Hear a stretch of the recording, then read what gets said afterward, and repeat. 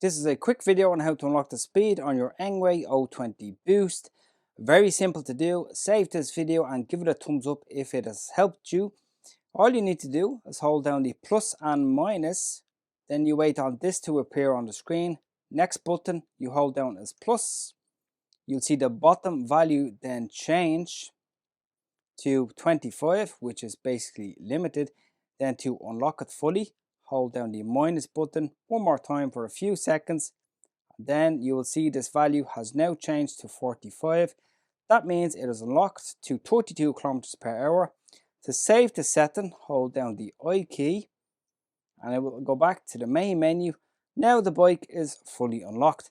If you want to limit it one more time, hold down the plus and minus key once again. Goes back to that menu, hold down the plus once again.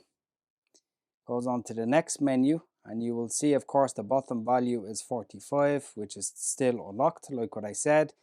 To limit the speed, you do the exact same thing, hold down the minus key, and the bottom value, as you can see now, has changed to 25.